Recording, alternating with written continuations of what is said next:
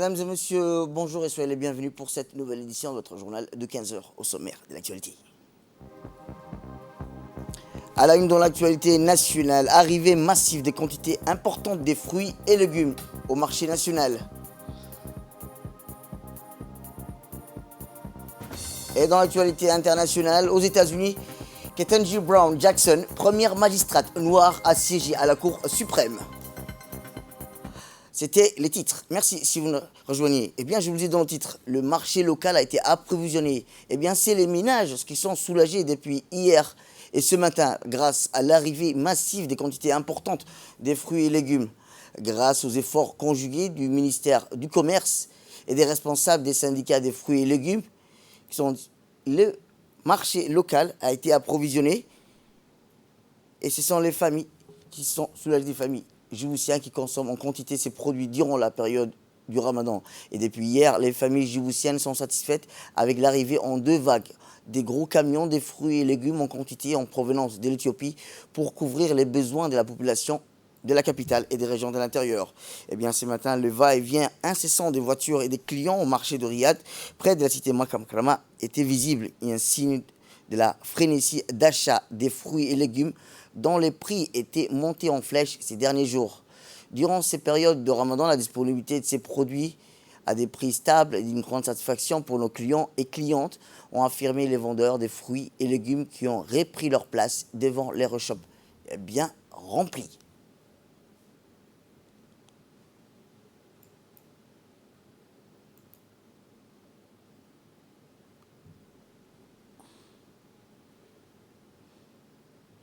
Eh bien, pour les familles, c'était la rue ce matin pour être la première à être servie. Certaines familles sont venues en voiture et une équipe de la radio-télévision de Djibouti a recueilli leurs réactions à la sortie de leur achat. Dans leurs réactions, ces personnes ont fait part de leur satisfaction et ont émis le souhait que le marché local soit approvisionné en fruits et légumes afin d'éviter la flambée des prix produits de consommation courante durant le Ramadan. Une cliente a même affirmé que les prix de certains fruits et légumes très prisés durant le mois avaient été du sommet. Le marché est devenu stable avec la disponibilité des fruits et légumes et des prix normaux, même si certaines personnes ont constaté une légère hausse de prix. Autre actualité nationale, le ministre de l'Éducation nationale, de la formation professionnelle, M. Moustapha Mohamed Mahmoud, a reçu jeudi les 18 inspecteurs stagiaires en partance pour leur formation statuaire dans les 6 académies françaises. Cette rencontre s'est déroulée en présence du secrétaire général, Mohamed Abdallah Mayoub, du conseiller technique, M. Ousmane Childon, des inspecteurs généraux, du secrétaire exécutif de l'Observatoire de la qualité des doyens des inspecteurs et du directeur général de l'enseignement. Au regard de l'importance de l'événement, le ministre a eu un long échange avec les inspecteurs stagiaires, l'intérêt supérieur et leur formation statuaire faisant suite à la formation initiale qu'ils ont reçue de leur recrutement et du stage pratique qu'ils ont suivi à l'inspection générale. Il a tenu à rappeler le recrutement exceptionnel de 3 promotions d'inspecteurs ces quelques dernières années, 41 au total, cette fois-ci avec 18 inspecteurs de l'éducation nationale, couvrant tous les ordres d'enseignement avec la création d'une inspection de préscolaire et d'une inspection d'anglais pour la base et pour répondre aux évolutions de notre système éducatif.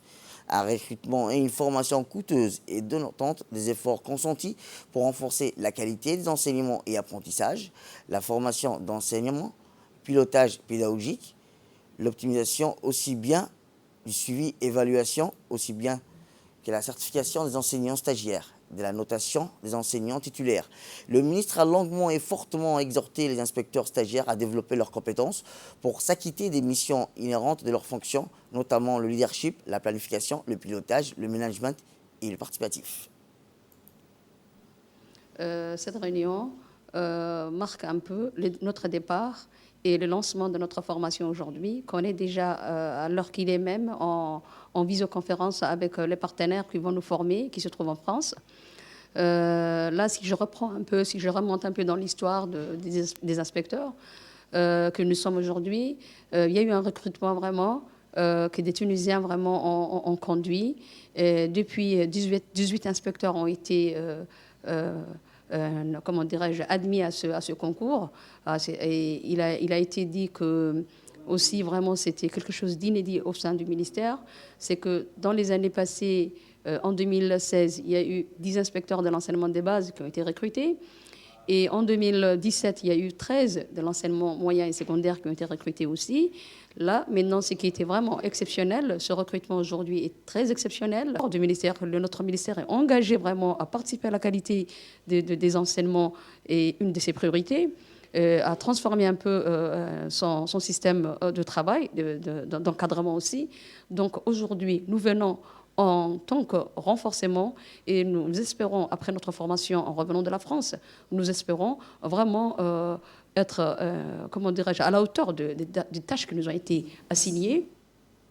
Eh bien, le ministre a mis l'accent sur l'impérieuse nécessité de développer toutes les compétences afférentes à la fonction d'inspecteur pour mener à bien les missions d'inspection, de formation, d'animation, de contrôle et d'évaluation, d'expertise en s'imprégnant des innovations pédagogiques.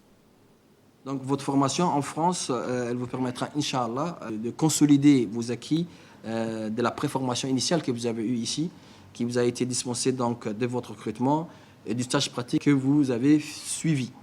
Mais également, cette formation, elle va vous permettre d'apporter des réponses aux problématiques et aux difficultés que vous avez pu rencontrer. Je pense que certainement, vous avez un certain nombre d'interrogations, de questions, des difficultés que vous avez rencontrées lors de la mise en stage pratique sur le terrain. Donc vous allez partir, vous n'allez pas partir ne sachant pas la problématique sur laquelle vous allez essayer de vous confronter par rapport aux autres inspecteurs ou à vos tuteurs, mais vous allez partir avec, bien sûr, de la matière, des acquis, de la matière, mais également une problématique à laquelle vous êtes amené à plus ou moins solutionner, trouver la solution qu'il faut et revenir voir un peu comment réellement les choses vont se faire à Djibouti.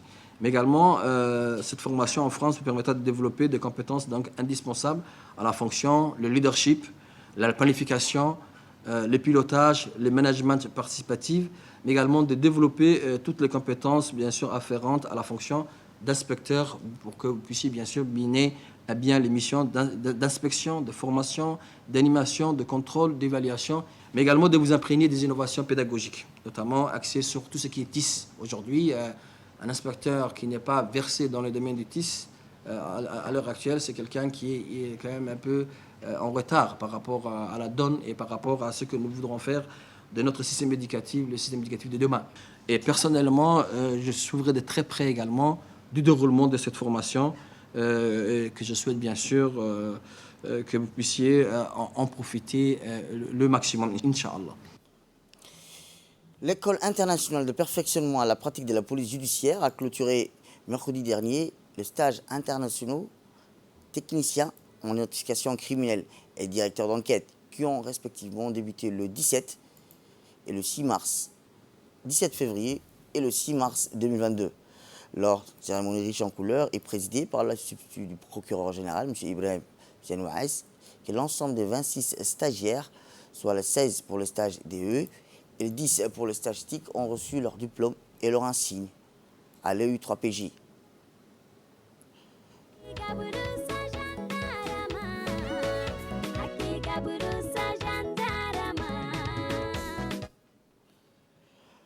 Organisé dans la salle de réception du centre de conférence du lieutenant-colonel Houch Idli, l'événement a vu la participation du préfet d'Arta, du conseil régional d'Arta, du chef d'état-major de la gendarmerie nationale, du chargé d'affaires de l'ambassade de la République fédérale d'Éthiopie, des attachés de sécurité intérieure, des défenses, de la France, de la Turquie, de l'Éthiopie, du représentant du directeur de sécurité nationale,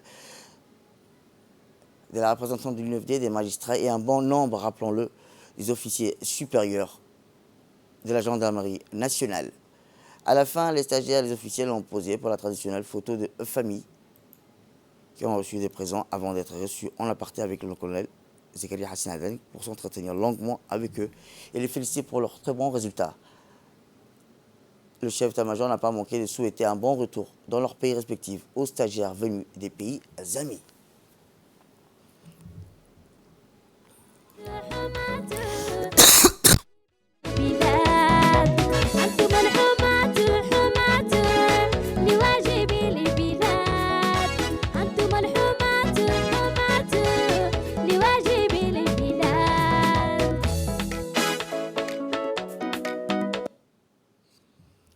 Eh bien, le président des deux promotions a pris la parole pour résumer les échanges riches et danse pour leurs collègues et ont eu durant les semaines écoulées avant de remercier les différentes autorités pour avoir honoré la cérémonie de leur présence malgré leurs contraintes professionnelles. Mesdames et messieurs, avant tout propos, de vous présenter cette promotion, la 5e de l'École internationale de perfectionnement à la pratique de la police judiciaire. Elle est forte de 16 stagiaires, tous personnels masculins, gendarmes et policiers de 11 pays d'Afrique. Je vais d'abord m'adresser à son Excellence, M. Ismaël Omar Guelleh, président de la République de Djibouti, chef suprême des armées, à M. le colonel, chef d'état-major de la gendarmerie, remerciements au peuple valeureux de Djibouti pour l'accueil chaleureux dont nous avons été objets. Djibouti, terre de rencontres et d'échanges, terre de paix.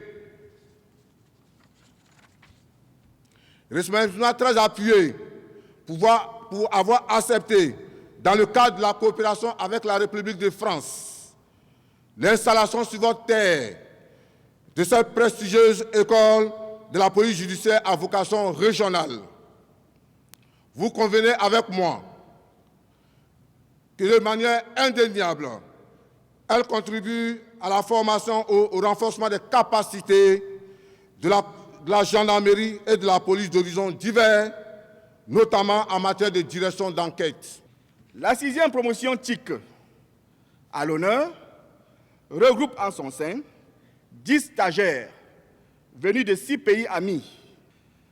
Débutée le 12 février 2022, cette formation de haute qualité nous a permis d'approfondir nos connaissances dans le domaine de la police technique et scientifique, qui est considérée aujourd'hui comme la cheville ouvrière de toute investigation criminelle. À cet effet, plusieurs modules de formation nous ont été dispensés afin de nous permettre de maîtriser la criminalistique qui se définit comme étant l'ensemble des sciences et techniques appliquées à une investigation criminelle pour montrer l'existence d'un crime et aider la justice à déterminer l'identité de l'auteur et son mode opératoire. Nous pouvons ainsi énumérer la gestion protocolaire d'une scène d'infraction ou de crime, la photographie forensique ou judiciaire, les techniques de révélation physico-chimique des traces et dessins papillaires, la rédaction de différents procès-verbaux y afférents, la balistique, la fraude documentaire, l'incendie, les explosifs, l'utilisation des logiciels Suite Homme 3D, Discresoft et Photoshop, pour ne citer que cela. La maîtrise de ces différents modules, aussi bien théoriques que pratiques, ont été possibles grâce au professionnalisme et à la perspicacité des différents instructeurs mis à notre disposition qui n'ont ménagé aucun effort dans l'accomplissement de leur exaltante et noble mission. Eh bien, le directeur de l'EU3PJ, le lieutenant-colonel Hussein Mohamed Kayad, a lui aussi pris la parole et exposé de manière succincte les programmes des 2 stages. Il a souligné l'assiduité et l'intérêt que les apprenants ont démontré tout au long des stages avant que les autorités de mettre en pratique les bons enseignements à eux dispensés. Nous voici aujourd'hui réunis dans ce temple de la police judiciaire et de la criminalistique pour célébrer la cérémonie de clôture conjointe de 2 formations. Chers stagiaires, à partir de maintenant, vous êtes désormais des professionnels de la sécurité, mais aussi de la police judiciaire et de la police technique et scientifique, capables de répondre aux attentes des institutions judiciaires et aux sollicitations de la population. À l'endroit des stagiaires de cette promotion de directeur d'enquête, je leur dirais de prendre en compte avec sérieux et de manière méthodique les enquêtes de grande envergure qui vous seront confiées en constituant vos équipes de constatation, d'audition des victimes ou de mise en cause dans le but de monter votre propre PC d'enquête. À l'endroit des stagiaires, des techniciens en identification criminelle, je leur dirais de rechercher et exploiter les indices et preuves matérielles d'une manière minutieuse afin d'appuyer les investigations des OPJ et de manifester la véracité de l'enquête. Toutefois, au nom du chef d'état-major de la gendarmerie nationale, le colonel Zakaria Hassan Aden, je voudrais ici placer quelques remerciements. Dans un premier temps, de souhaiter et saluer et remercier la vision politique de son Excellence, Monsieur le Président de la République, chef du gouvernement et chef suprême des armées, qui a bien voulu rapprocher les nations africaines, mais aussi celles de l'océan Indien, dans l'effort de lutte contre la criminalité organisée, transfrontalière et transnationale à travers sa décision stratégique de créer cette école internationale de perfectionnement à la pratique de la police judiciaire implantée au PK23. Eh bien, le substitut du procureur général a rappelé brièvement l'importance des informations et la nécessité de recherche des preuves lors des enquêtes. Ce magistrat a fini par féliciter les récipiendaires ainsi que les instructeurs de l'EU3PJ qui font des excellents travail depuis l'ouverture de l'école. Je commencerai dans mon discours aujourd'hui, si vous permettez, mon colonel, d'avoir une pensée particulière à l'officier supérieur, le lieutenant-colonel Hassan Ahmed Ibrahim, qui nous a quittés il y a 2 semaines, et on prie au Créateur de lui accorder son paradis éternel. Tout être humain est mortel. Aujourd'hui, j'ai l'immense plaisir d'assister à la cérémonie de clôture conjointe de 2 formations regroupant celle de l'identification criminelle et celle de directeur d'enquête. Mesdames et messieurs, je voudrais dire aussi aux directeurs d'enquête que vous allez être confrontés dans vos pays réciproques à diligenter des enquêtes sensibles. Alors, lors de votre tâche, vous allez certainement penser à la formation que vous avez et les connaissances que vous avez acquises dans cette école et qui ont été admis et enseignés par des enquêteurs chevronnés qui ont transmis toute leur connaissance dans ce domaine. Et je voudrais surtout insister sur le fait de la procédure pénale qui nous intéresse en identification criminelle. Les témoignages et les scènes des crimes, toutes les perquisitions et tout ce qui s'ensuit doivent être minutieusement faits. Alors, je voudrais en dire aussi, pour ne pas manquer de féliciter les formateurs de cette formation qui ont dispensé avec professionnalisme leur savoir-faire dans leurs domaines respectifs. Je ne manquerai pas aussi, pour finir, mon colonel, de dire que l'école de perfectionnement du PK23 a des matériels sophistiqués pour pouvoir faire les pratiques dans cette école, et je vous remercie de votre attention. C'est là l'appel à la prière, nous reviendrons tout juste après. Direction le Nord, où le ministère des Affaires étrangères et de la coopération internationale de Djibouti, en collaboration avec le PNUD, ont organisé un atelier de sensibilisation des parties prenantes de la société civile de Tadjoura sur l'examen national volontaire et sur les objectifs de développement durable. Eh bien, cet atelier de sensibilisation a eu la participation des membres du conseil régional Tadjoura, dont le président de la région, Omar Hussein, du préfet adjoint Habib Djilani, Les représentants des services techniques déconcentrés, les organisations de la société civile, les différents chefs de quartier. Cet atelier s'inscrit dans le cadre des présentations du premier examen national volontaire de la République Djibouti sur la mise en œuvre et le suivi objectif du développement durable et l'agenda 2030 au prochain forum politique de haut niveau, dont le thème est rebâtir en mieux après la pandémie du Covid-19, tout en accélérant la mise en œuvre complète du programme de développement durable d'ici à l'horizon 2030. Eh bien, comme je vous dis, cet atelier s'inscrit dans le cadre de présentation des premiers examens nationaux volontaires et de la République Djibouti sur la mise en œuvre et le suivi des objectifs du développement durable de l'agenda 2030 au prochain forum politique de haut niveau. A déjà permis de renforcer les capacités de notre société civile et de réaliser des petits projets. Je dis des petits projets parce que si nous voulons vraiment combattre la faim, atteindre l'objectif 2030, je pense qu'il faut passer à un stade un peu supérieur des projets qui puissent vraiment être utiles pour la population.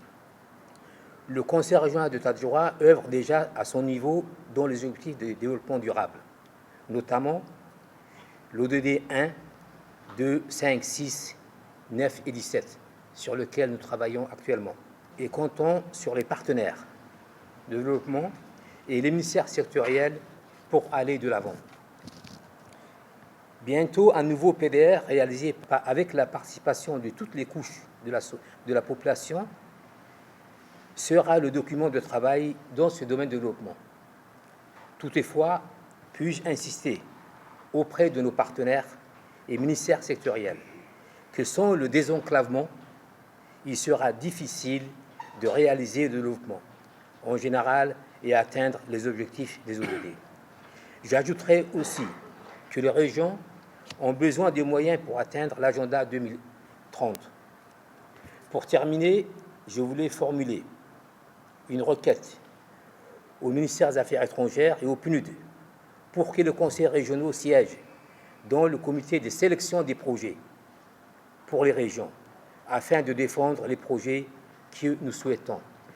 Ceux-ci, nos projets innovants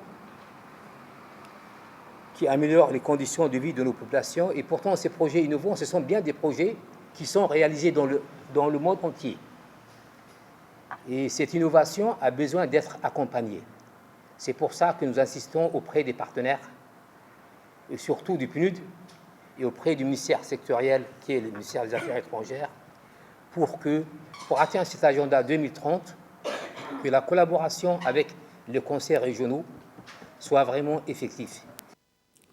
On va dans le nord où l'armée Bias d'Ali Sebi, en étroite collaboration avec la brigade de la douane d'Ali Sebi, ont mené des opérations de ratissage pour endiguer les produits de contrebande sur toutes ces formes qui infestent la région. Et durant cette opération, 500 kg de 4 ont été interceptés, 8 cartons de cigarettes de marque Royal, 5 cartons de marque Benson, 2 cartons crème, produits blanchissement de peau. L'opération se poursuit et le colonel de la région d'Ali Sebi, Roblé Mohamed Abdallah, exhorte la population à rester vigilant et à collaborer avec les forces présentes dans leur secteur respectif. C'est dans la procédure standard en vigueur, cette quantité a été transmise à la brigade de la douane et détruite sur place en présence du chef de la brigade de la douane d'Ali Sebi, M. Mohamed Moumin Hassan.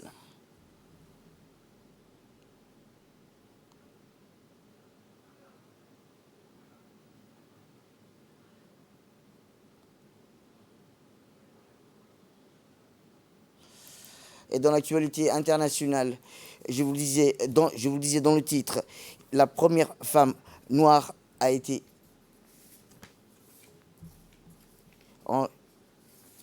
reconduite en tant que premier magistrat suprême aux États-Unis. C'est une première pour ce pays.